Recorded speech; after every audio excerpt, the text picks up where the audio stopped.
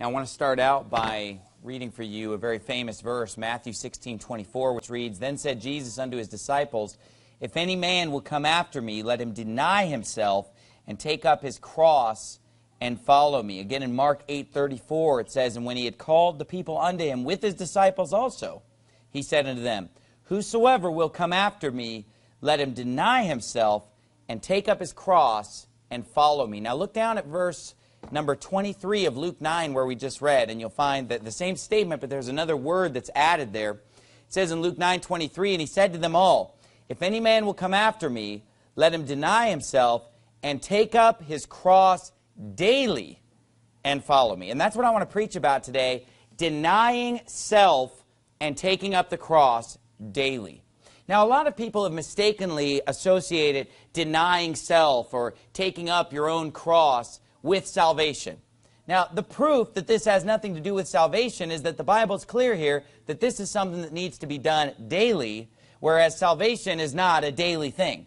Jesus said you must be born again to see the kingdom of God. He didn't say you have to be born again and again and again and again and again. And just as we were only born one time into our physical family, we only need to be born one time into God's spiritual family. Salvation is a one-time moment where we are passed from death unto life, where we shall not come into condemnation because we have believed on the name of the Lord Jesus Christ. That's what salvation is. But after we're saved, the Bible does call us to deny ourselves and take up our cross daily and follow Him. If we're going to be a disciple of Christ, if we're going to follow Christ and be a great Christian, salvation's only the first step.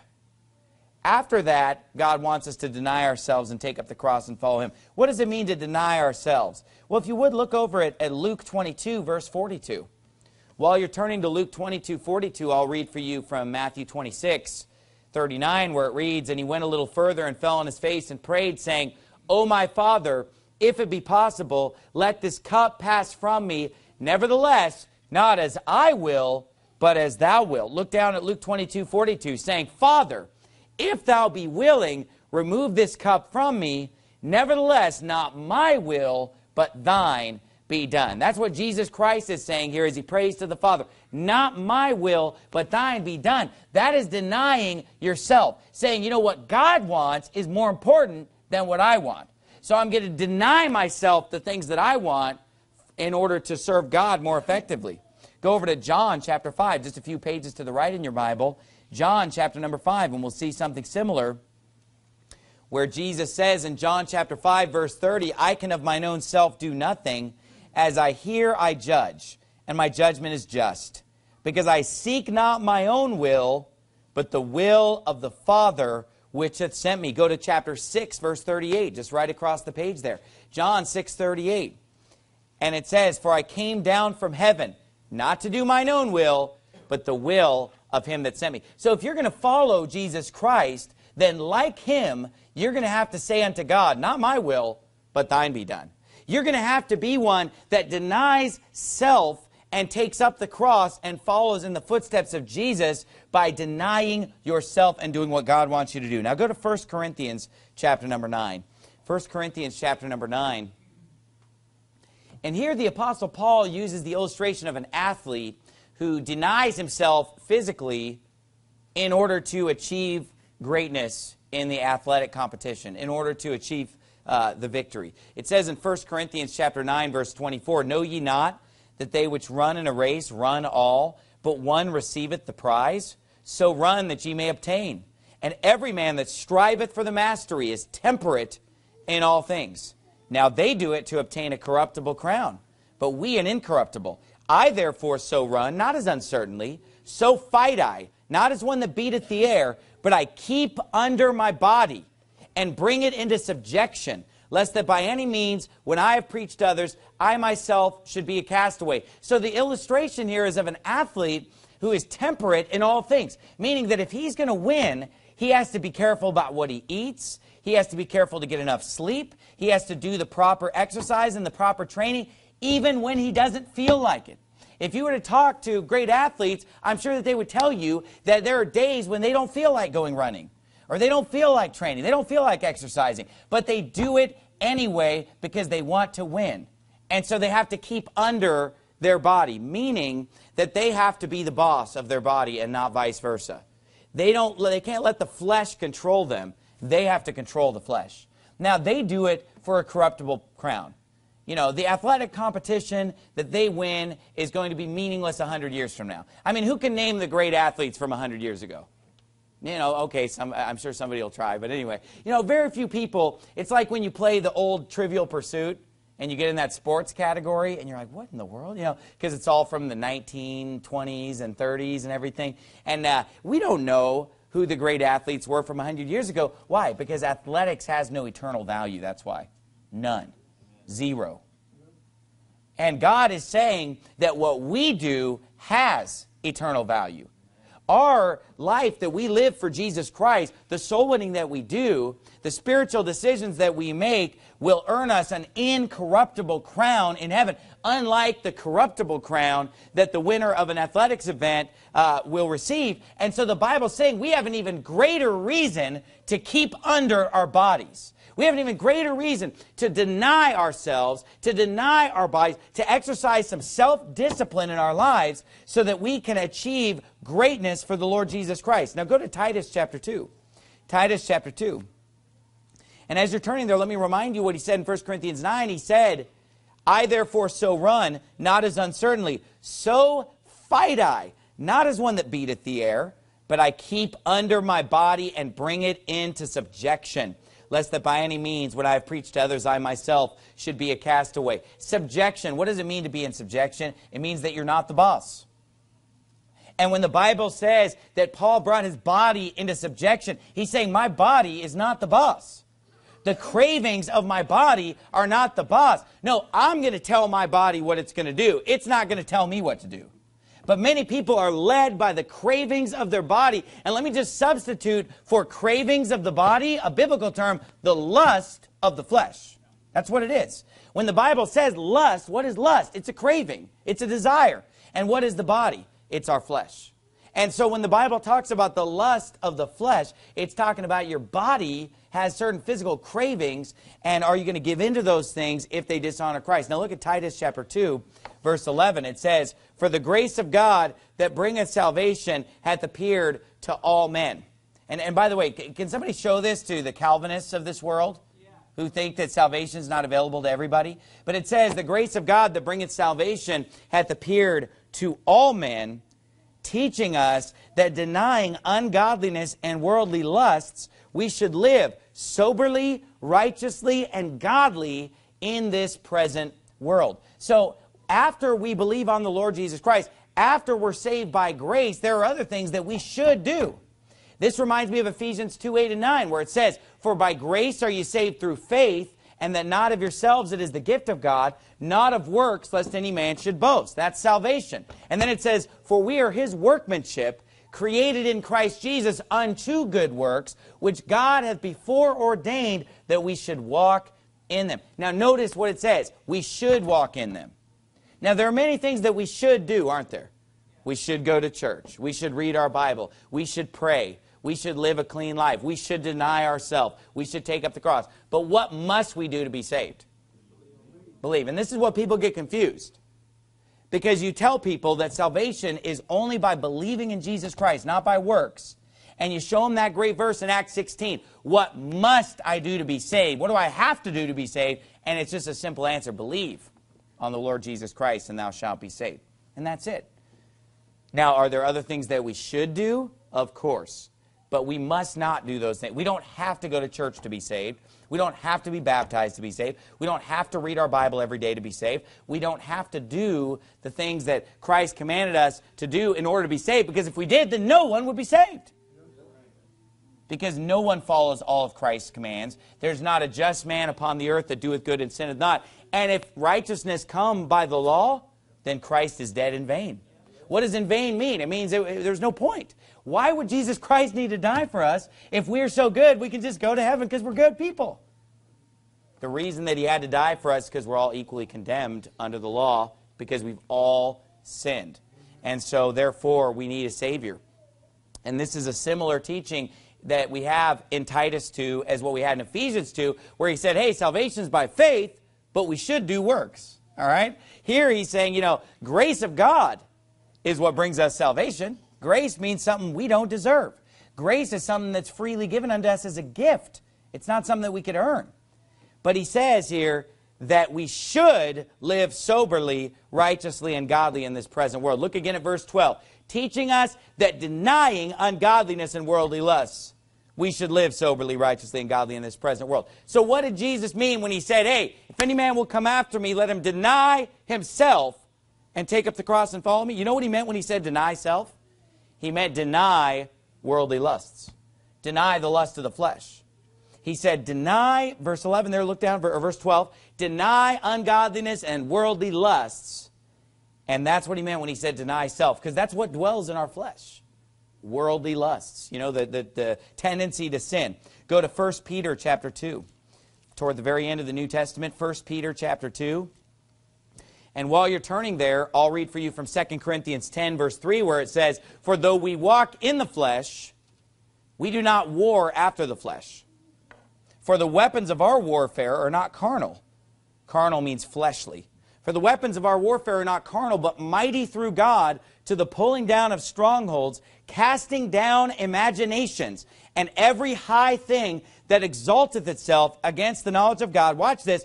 And bringing into captivity every thought to the obedience of Christ. So here he says that we have a spiritual war going on in our body where we are not warring with flesh and blood. We don't wrestle against flesh and blood.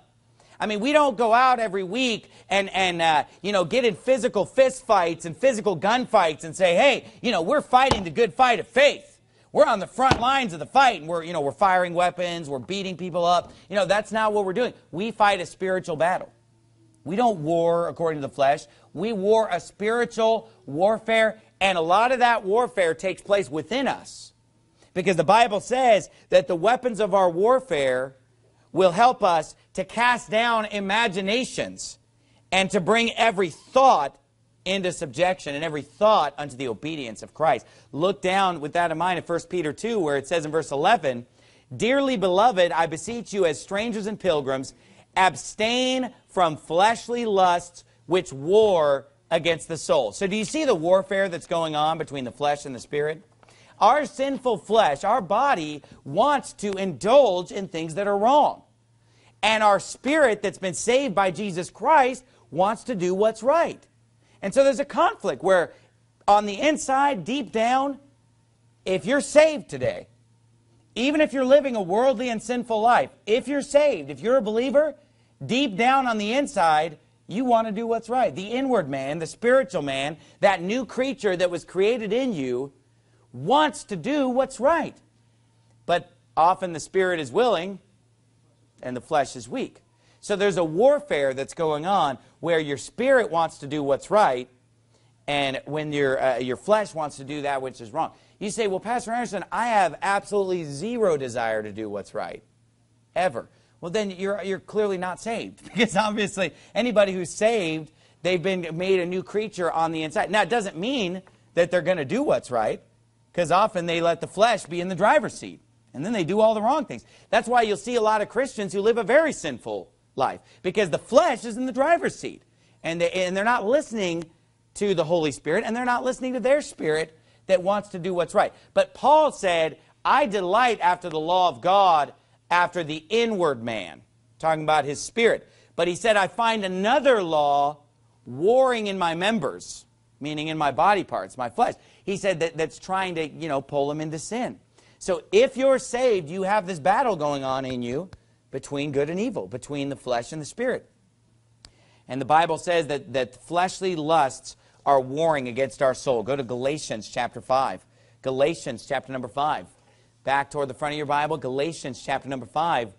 And we'll look at a classic passage about this. Because we're talking about denying self this morning. And I'm going to get into some specific applications of denying yourself. But I'm just laying the foundation here. Look at Galatians 5, verse 16. It says, this I say then, walk in the Spirit, and ye shall not fulfill the lust of the flesh. Galatians 5:17. For the flesh lusteth against the Spirit, and the Spirit against the flesh. and these are contrary the one to the other, so that you cannot do the things that you would. But if you be led of the Spirit, you're not under the law. Now the works of the flesh are manifest, which are these. So you say, well, Pastor Anderson, when you say I'm supposed to deny myself and follow Jesus, when you say I'm supposed to deny worldly lust, when you say I'm supposed to resist against and abstain from fleshly lust that war against the soul, what kind of wrong desires are you talking about? What are these fleshly lusts? What are these things that I need to deny in my life? Well, here we get a list as to what the works of the flesh are. Now, the Bible says the works of the flesh are manifest, which are these. Adultery. Now, there you go, right there, an example of something that is a worldly lust that we should abstain from. He says adultery, that is a married person who would be unfaithful to their spouse, and they would have a physical relationship with someone outside of that marriage. But then also, Jesus Christ talked about the fact that if you just look on a woman to lust after her, you've committed adultery with her already in your heart. So that in and of itself is the lust of the eyes when you're looking upon a woman with lust in your heart. Then he says fornication. Now, what is fornication? Now, the difference between fornication and adultery is that adultery has to do with someone who's married that commits adultery. Fornication is when unmarried people have a physical relationship with each other that's reserved for marriage. They have that outside of marriage. That is fornication. That is one of the works of the flesh. That's not a spiritual thing. That's not a godly thing. Now, it's very godly to be married and have a physical relationship with your wife or your husband within marriage. That's very godly. The Bible says marriage is honorable in all, and the bed undefiled. But whoremongers and adulterers God will judge. And so one of the primary works of the flesh that we need to deny, and one of the main lusts, I mean, he listed first, adultery, fornication, and even the next two, uncleanness and lasciviousness, are in that same category of those types of sins. You say, why uncleanness? Because fornication does involve uncleanness. When you see how people are just going from one person to another, it becomes unsanitary. And it becomes a disease-carrying activity. But let me say this. Adultery and fornication are major sins that God condemns throughout the New Testament. In fact, he seems to bring them up more than other sins. It's just over and over and over and over again. He's warning us. Why? Because these are things that our flesh will tempt us to engage in, and we must deny self. We must deny that lust, and we must follow Christ and take up the cross. Now, let me say this about fornication. You know, it's a very serious sin in so much that the Bible even says that it can get you thrown out of the local church.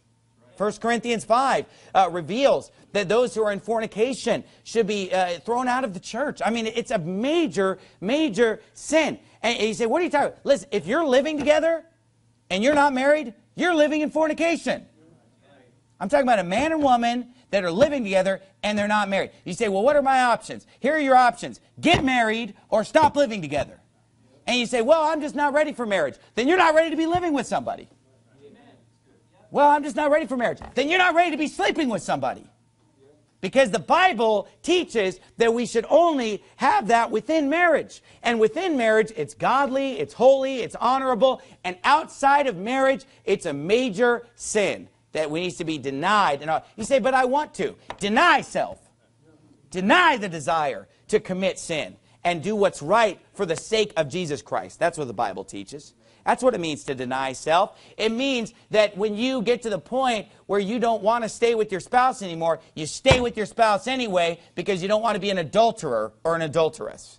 You get to the point where you desire someone other than your spouse. You deny that wicked, ungodly lust, and you stay true and faithful to the one to whom you said your vows. When you get to the point, young person, where you're tempted to commit adultery, you deny that lust, and you keep yourself pure and holy and virgin until your wedding day. And you say, well, I've already blown that. But you know what? From this day forward, you need to be pure until you get married, until you say, I do. And by the way, so many women today are in relationships where they'd like to get married and the guy won't marry them. Well, let me give you a little saying. Why buy the cow when you can get the milk for free? You're sitting there and giving away your body to someone without demanding a ring on the finger, without demanding a commitment of marriage. You know what you're doing? You're cheapening yourself. You're worth more than that. You have more value than that. Save yourself for the one that will make a commitment unto you. Save your body for the one who will say, I'll be with you until death. For better, for worse, for richer, for poor. Not the one that's here today, gone tomorrow. It's hypocrisy to say, oh, we're committed to each other, then you'd be married. It's hypocrisy to say, oh, I'm not ready to get married. Then you're not ready for that either. You know, our society condones it. I don't. The Bible doesn't. Faithful Word Baptist Church doesn't. Let's keep going, though. Those are some main things in verse 19. Then in verse 20, we have idolatry, witchcraft, hatred, variance, emulations, wrath, strife, seditions, heresies. And really, I mean, each of these could be a whole sermon in and of themselves. You know, you could preach a whole sermon on just each word here and on each sin. These are just the type of sins that people are tempted into committing. It says in verse 21, envyings, murders, drunkenness, revelings, and such like. Just anything like that. And then he says this, of the which I tell you before, as I have also told you in time past, that they which do such things shall not inherit the kingdom of God. Now, a lot of people will say, well, if you do any of these sins on this list, you're not saved. But again, that's not true. Because of the fact that they'll point to this and say, well, you don't inherit the kingdom of God. But the Bible also says, all liars shall have their part in the lake which burneth with fire and brimstone. And not only that, it says here, and such like. So even if you say, well, I don't do any of the sins on that list, but if you just did something like that, then you're not worthy of the kingdom of God. But of course, that's where salvation comes in. That's where forgiveness comes in. That's where being washed in the blood of Jesus Christ comes in.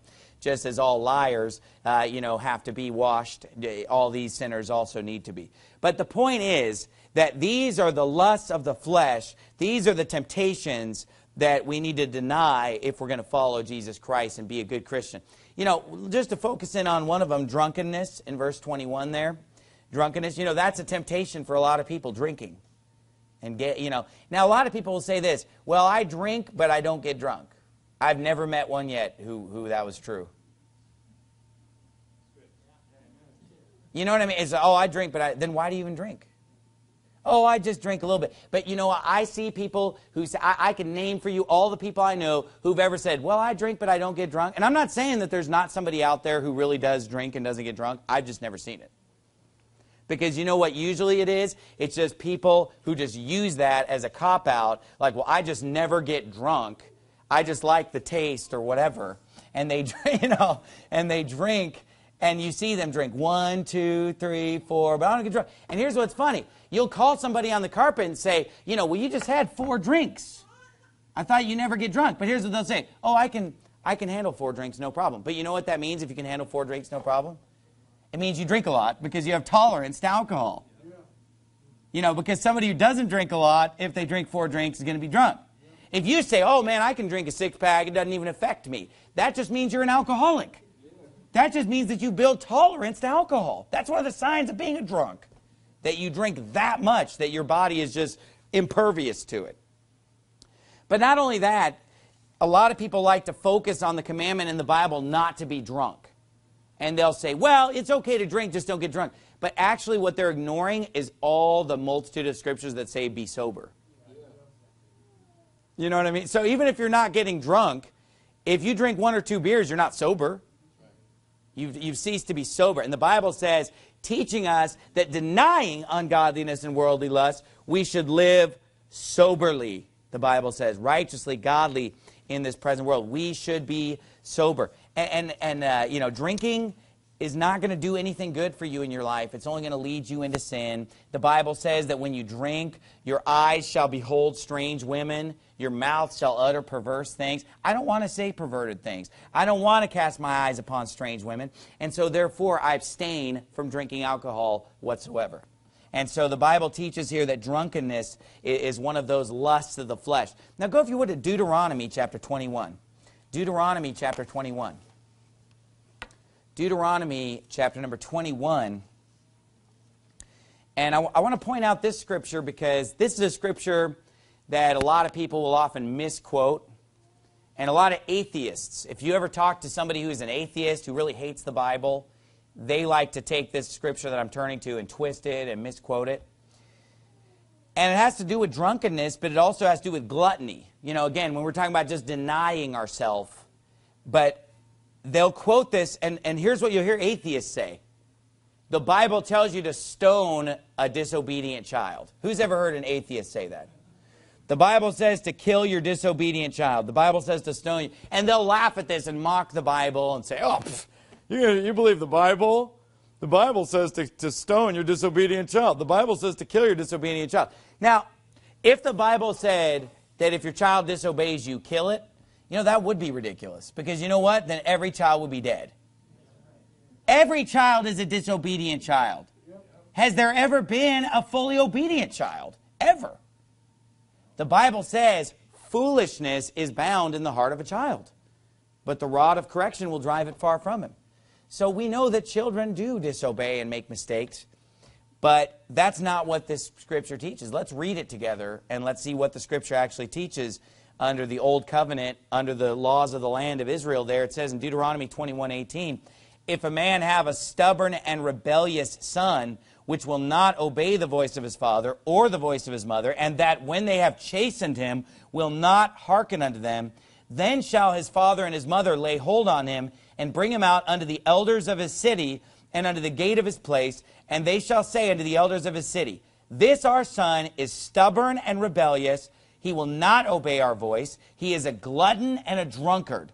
And all the men of his city shall stone him with stones, that he die, so shalt thou put away evil from among you, and all Israel shall hear and fear. So what the scripture is actually teaching is these people have a child that is not just, it doesn't say disobedient. Where does it say disobedient? What is it saying? It's saying this child is just completely rebellious to his parents, and then dad disciplines him. He still won't listen. Mom disciplines him. He still won't listen. Then they take him and drag him before the authorities. They take him to the elders of the city. I mean, they take him before the authorities and say, look, we have disciplined him. We've tried everything. This is just a bad kid. He's a glutton. He's a drunk. He won't work. He's living in sin. He won't respond to discipline. And then they say, okay, we'll stone him with stones. You say, oh, I don't think that's right. I can't believe that. You know what? This would just get rid of just worthless, wicked people before they go out and just commit all kinds of acts of rape and pillage and murder. Just some kind of a horrible bad seed. Now here's the thing. I don't think they had to do this very often. Because notice, look at the key is at the end of verse 21. So shalt thou put away evil from among you, and all Israel shall hear and fear. This is something that it's just good to know that it's there. Saying, look, you're going to obey your parents. You know, you're going to live a godly life. You're not just going to go out and just become a lazy, drunken glutton that just completely despises your parents and won't listen to them. You know, this is just putting some backing. Basically what this is, it is the state backing the parents against the child. Now what we have today is the government will not back you up against your child today. You know, now today we live in this weird backward society where children divorce their parents. You remember that? I remember that, 20 years ago when some 12-year-old kid divorced his parents just because they didn't let him have enough fun. And and here today, if you want to discipline your children, you know, the authorities want to sometimes get in the way of that and stop you from disciplining your own child. You know, or you have children that are 16, 17 years old. They call the police on their parents. My parents are disciplining me. My parents won't let me go to the prom. My parents are telling me I can't leave the house. And then they'll tell the parents, well, you have to let your child leave the house. Like people try to, you know, and I don't use groundation as a form of discipline, but a lot of parents do, right? You know, my parents didn't ground me either. You know, my parents whipped me. They didn't ground me. But I don't ground my children. But here's the thing. Parents will try to ground their child and say, like, you know, you can't go anywhere. You didn't do your work. You didn't obey. So you're not going to go out with your friends on Friday night. You're not going to go out with your friends. You're grounded. And then basically they'll just say like, oh, they'll call the police and say, I'm being kidnapped. I'm being held against my will. I'm being imprisoned. And then the cops will come and say, well, no, you have to let them go as long as they're back by curfew. What it is the government wants to take the place of the parents and make the rules, and they decide what time the kids should be home, and they decide what's acceptable and what's not. And, basically what we have is a government that wants to take the place of God also. And they decide what's right and wrong, okay? We don't have a society today where the government backs up the parent. A lot of times the government is there to make sure that the parents aren't disciplining too much, or to make sure that, they're letting their child live a normal life and get out and socialize and, go to school and do all the things, whatever. So what I'm trying to say is that this scripture is just showing that if the worst came to worst, the elders of the city are supposed to back up the parents and not side with the child against their parents.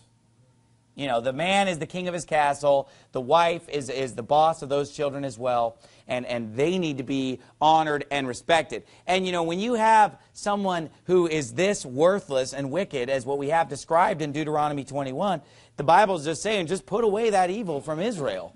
And again, we're not under this today. This isn't what, I'm not against this at all. This is still God's law. It's a good idea. But it was something that they were under back then as their actual law. But I doubt that they were just constantly stoning these drunken, gluttonous young people. Because you know what I think? The parents just told them, hey, you better straighten up, or else we'll take this down to the elders of the city and you'll be killed. And that was probably a powerful threat because it had the force of the law behind it. Now the children are threatening their parents. If you spank me, I'll call the police. That's the day we're living in now. The opposite. Hey, all the kids saying, he calls 911, calls the elders of the city. My parents spanked me with a paddle. They spanked me with a hairbrush. Whatever. And so this is a righteous commandment in the Bible. But why are we turning to this in a sermon about denying yourself? Because when God's trying to describe somebody who is so rebellious and so wicked that they need to just be put away from Israel, what are the two things that are brought out? They're a glutton and a drunkard. Now that should show you that a person who does not deny themselves at all has the potential to become a very ungodly person. Because a person who just gratifies every lust, what is gluttony? Gluttony is just a completely unrestrained, I'm just going to eat whatever junk, I'm going to eat whatever amount, just whatever feels, I'm not going to deny myself any food. And what's drunkenness? Just an uninhibited, just drinking what you want to drink, just enjoying drunkenness and whatever. The Bible says in Proverbs 23:21, for the drunkard and the glutton shall come to poverty. The Bible talks about people in Ecclesiastes 10:17 who eat for strength, not for drunkenness. They don't just eat and gorge themselves in an unrestrained way. The Bible talked about a man by the name of Eli, who was a gluttonous man. He was a very heavy man. It talked about him just gorging himself on fat. And then he was very fat. But then his children were fat also, the Bible says, from gorging themselves. And then the Bible said this, they also went into fornication. Okay. So what I'm saying here is that we need to live our lives in a way, and go to 1 John chapter 2, in a way where we restrain our flesh. Where we restrain our flesh. And where we don't just whatever we feel like eating, we just eat it. And whatever we feel like drinking, we just drink it. And whatever we feel like doing, we just do it. And whatever we feel like watching, we just watch it. And whatever we feel like looking at, we just look at it. And whatever we feel like reading, we just read it. No, we need to deny self and say, I don't care what you want to read. I don't care what you want to look at. I don't care what you want to eat. I don't care what you want to drink. This is what you're going to do. Because you're not the boss. Listen, flesh, you're not the boss. I'm the boss. I'm going to tell you what to eat. I'm going to tell you what to drink. I'm going to tell you what to do. I'm going to tell you, well, I don't feel like reading my Bible, says the flesh. Well, you're going to read it anyway, says the Spirit. Because you're not the boss. That's what it means to deny self. To deny the lust of the flesh. And look, and again, you say, well, skinny guy getting on people that, eat. But you know what, honestly, I'm not one of these that thinks everybody needs to be skinny. Because I'm not into this Hollywood image where, only skinny people are beautiful and everybody needs to be skinny. God made us all different, and not everybody's designed to be like what Hollywood puts out there, real skinny. So I'm not saying, hey, everybody needs to be skinny. Because honestly, you know what? There are different body types. And honestly, there are people who are, beautiful people of all shapes and sizes. And obviously, Hollywood, portrays a certain way that we're all supposed to look. And I don't believe in that. I think God's made us all different.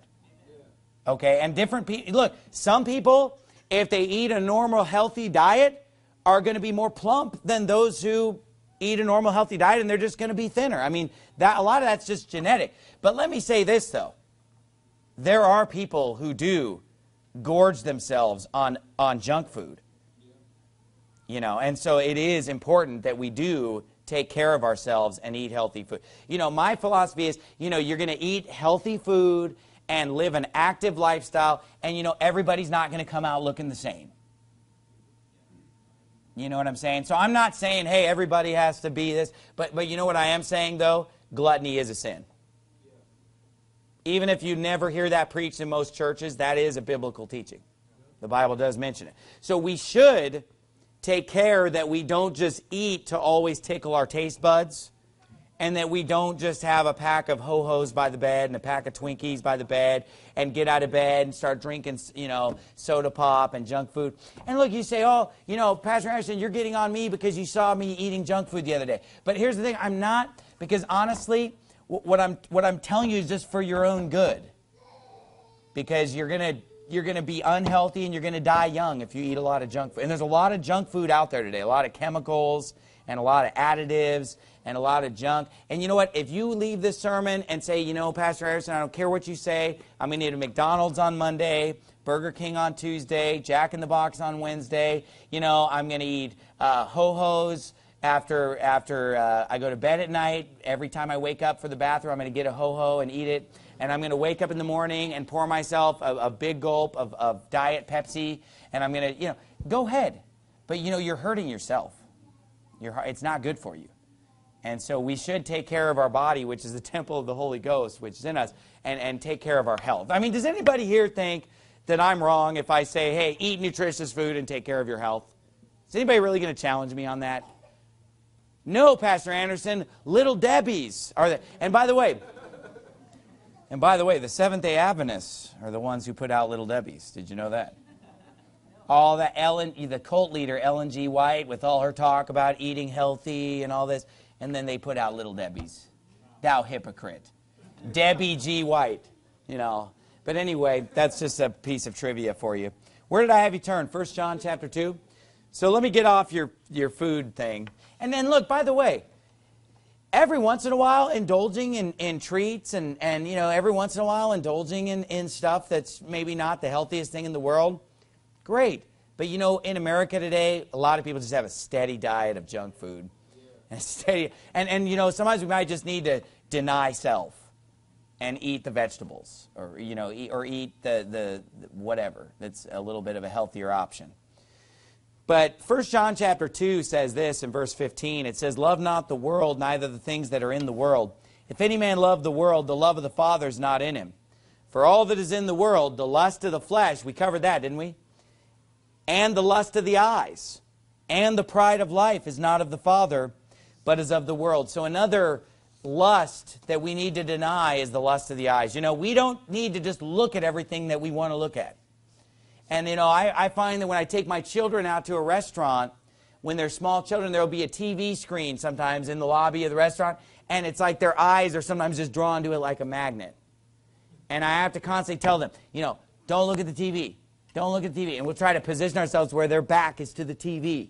Just because it's just something that, just kind of catches your eye. I mean, all of us have a tendency to it's designed that way, to get your attention. So it takes self-denial to say, I know that I'm having a physical reaction to want to look at that and watch that, but I'm not going to because I'm not really interested in what the devil has for me today on the TV. Okay? Or, you go to the store and there's the magazine rack and there's some indecent, scantily clad pictures of women there. And, your tendency is to want to look at that. You have to say, no, I don't want to look at that. Deny self. What I'm saying is don't live your life in such a way where if it feels good, do it. You know, just whatever I feel like doing. What do I feel like doing today? No, it should be, what should I do today? You know, what's the best use of my time today? Not just what do I feel like doing necessarily. And then lastly, go to Philippians chapter 2. We saw the lust of the flesh, the lust of the eyes. But I want to give you another aspect of denying self. I think another aspect of denying self is just looking out for the needs of others, not our own needs. What does it mean to deny self? Well, it's lust. When lust is compelling us to commit sin, we deny that. What's self-denial? You know, when we want to look at something we shouldn't look at, we deny ourselves. But also, what about when it comes to what we want versus what other people want? Sometimes we need to deny ourselves and do what's best for other people, not just what's best for self all the time. Look down at verse 2. It says, "Fulfill ye my joy, that ye be like-minded, having the same love, being of one accord, of one mind. Let nothing be done through strife or vainglory, but in lowliness of mind, let each esteem other better than themselves.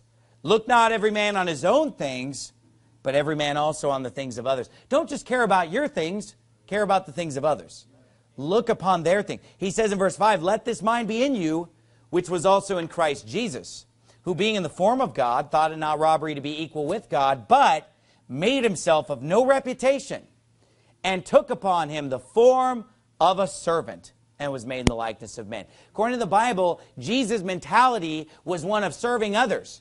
He said the Son of Man came not to be ministered unto, but to minister, and to give his life a ransom for many. He said, I didn't come to be served, I came to serve. And God's saying, don't just think about your own things, think about the things of others. Get the mentality of Christ where you are a servant unto others. You know, when you go out soul winning, here's what you're saying. Others matter. Other people matter. Because see, I'm already saved. So even if I never go soul winning, I'm going to go to heaven. But you know why I go soul winning? So that other people can go to heaven. Because I care about them. Okay, what about in your marriage? Do you live your life when it comes to your marriage in a way where it's just, well, I just want everything what's best for me. Just please self. Just what can I get for myself out of this marriage? No, our marriage should be where we want to care for the other person. You know, every wife should want what's best for her husband. And every husband should want what's best for the wife. And you say, wait, I thought the husband's the leader. I thought he's the boss. But wait a minute. Yes, he's the leader. Yes, he's the boss. But he should use that power to please his wife and to do what's best for the wife because he loves his wife. Not to just selfishly say, well, I'm the boss. I have all the power. Therefore, I'm just going to do everything to gratify myself and nuts to her. You know, that would be a very unloving husband indeed, wouldn't it? That's why the Bible says, husbands, love your wives. So both husband and wife should think about the other person. And if the husband puts his wife as number one, and the wife puts her husband as number one, they're probably going to have a great marriage. Probably going to get along pretty well, huh? If he's always looking out for her and she's always looking out for him, they're going to get along great. Where's the strife come from? Selfishness. Only by pride cometh contention. It's pride and selfishness that says, I matter. It's about what I can get out of this. And even when you can even see people, even before they're married, just when they're looking for someone to marry, sometimes they're really selfish in the way they make that decision. You know, they're not looking for someone that they can love and do something for and be a blessing to. They're looking for somebody who can do the most for them. And you know what? It's selfishness. So what does it mean to deny self? It means to deny lust, and it means to put other people first. Jesus, then others, then you spells joy, right? J-O-Y. Jesus, others, you. That should be the priority. One last place, Ecclesiastes chapter 2. Ecclesiastes chapter 2. There's a famous quote from Shakespeare, "To thine own self be true." But that's not what the Bible says. The Bible says deny your own self. Deny self. The one thing I want to point out in Ecclesiastes chapter 2 is that if you live your life without denying self, what's the opposite of self-denial? Self-indulgence. Just when you indulge every appetite that your flesh has, you fulfill it. Every food you want to eat, you eat it. Everything you want to look at, you look at it. Everything you want to do, you do it. Without regard for Christ, without regard for others, you just indulge self. You will be a miserable person if you live your life that way, even if you're saved. Because in Ecclesiastes 2, we find a man who was saved, King Solomon. He was a godly man. But the power of being king went to his head. And he started to just indulge himself. Look what it says in verse 10. And whatsoever mine eyes desired, I kept not from them. I withheld not my heart from any joy. For my heart rejoiced in all my labor, and this was my portion of all my labor. What's he saying there? If I saw it and I wanted it, I took it. I withheld nothing from myself. I mean, does this sound like a guy who's denying self? No way. I mean, this is a guy who had 700 wives. Why? Because he had the power to have 700 wives. He had the money and the power to eat whatever he wanted, to be with whatever woman he wanted, to have whatever entertainment he wanted. He talks about having men singers and women singers. He brought in apes and peacocks and all kinds, you know, just cool stuff that he wanted to have. He had swimming pools, orchards. I mean, this guy had it all. Wouldn't you expect him to be the happiest man? Money, power, riches, respect, wisdom, intelligence, surrounded by beautiful women, surrounded by beautiful orchards and pools, surrounded by beautiful and tasty foods that he could dine on. And yet he says in verse 11, then I looked on all the works that my hands had wrought, and on the labor and the labor to do. And behold, all was vanity. Vanity means it's worthless. And he said, and vexation of spirit. What does it mean to be vexed? It means to be irritated, to be bothered, to be annoyed. It bothered him. You say, well, I can't understand that. Look at verse 17. Therefore I hated life. Now, here's a guy who has all the money, all the power, all the pleasure, everything he wants, and he hates life. Why? Because he's spoiled. This is what it means to spoil a child. He's spoiled. What does spoiled means? Ruined. Getting everything you want ruins you. Total indulgence will ruin you as a person. The more you learn to deny yourself, you'll be a better person. And listen to this, you'll be a happier person, because this is a miserable person. And that's why constantly in Hollywood, people are miserable. Constantly. Just this week, everybody's talking, oh, Robin Williams committed suicide. Why? Because he's miserable. You know why? Because he doesn't follow Christ. Because he doesn't deny self. Because these Hollywood actors have everything and indulge everything, and they just, it's all about selfishness and them. And you say, don't get on Robin Williams. You know what? I haven't even started getting on that cross-dressing freak yet. You want me to get on Robin Williams? And I'm sick and tired of Christians who sit there and exalt. You know what the Bible says? You know what the Bible says? They that forsake the law praise the wicked. But such as keep the law contend with them. And it's a sad day when Christians today are eulogizing and praising and saying, rest in peace, Robin Williams. Robin Williams is burning in hell. And the Bible says they have no rest day nor night in hell. That's a hateful thing. It's not a hateful thing. It's just a statement of fact. I don't hate Robin Williams. Robin Williams is burning in hell today because he did not believe on Jesus Christ. And he stood up as a stand-up comedian and mocked the Lord Jesus and made money by mocking Jesus. Mocking Jesus, mocking the Word of God, mocking the Scripture for money. Then he gets up on screen and plays homosexuals. He plays cross-dressers. He plays all kinds of other wicked parts. I mean, I don't really know a lot of his movies, but the one movie I remember from when I was a kid, he spends the whole movie in drag, dressed up like an old woman. That's not cool. That's an abomination. And so, you know, people today, they praise and they eulogize and they, oh, you know, what about all the other people that died that day? I mean, why don't we just get a newspaper and pull open the obituary, and I guarantee you we can find a better person in the obituary any day than Robin Williams if you want to just be sad. I mean, if you just like to be sad about people who die, let's go by the obituary page and find a nice person for you to be sad about. Maybe we can even find a Christian person. Maybe we can find somebody that didn't blaspheme Jesus and that didn't dress up like a woman. and that didn't promote homosexuality. And then we could get sad about that. But you're sad about your actor hero because you're worldly. And you know why he hanged himself like Judas Iscariot?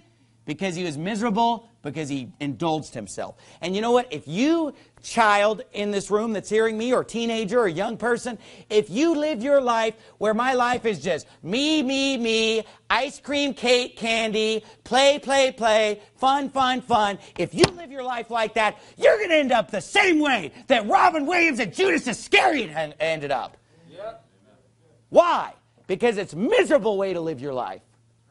And you kids now need to learn to deny yourself and learn how to work. Learn how to force yourself to read the Bible. Learn how to get something done. Learn to obey your parents and say to your parents, not my will, but thine be done, Mom and Dad. Why? So that someday you can look up to God and say, not my will, but thine be done. Because He's your Father in heaven. And we need to today learn that if we want happiness in life, it's going to be through denying self, not indulging self. And that if we want to be a true disciple and follower of Christ, you got to deny self. Now, I know you're already saved if you believe in Christ. I guarantee, 90-some% of people in this room already are saved. Hopefully 100% believe on the Lord Jesus Christ as their Savior. But if you really want to be a disciple, I mean, think about it. How many people believed on Jesus when He came? How many people do you think? Yeah, how many disciples did He have? Right? Different number, isn't it? And one of these Jewish rabbis that I talked to a couple weeks ago, he made fun of Jesus. He only had 12 disciples. Like nobody believed in Him. Yeah, that's why we're still talking about Him, right? That's why more books have been written about Him than any other human being who's ever walked on the face of the earth. That's why He's the most famous. That's why the year 2014 is based on His birthday. 2014 years after He was born.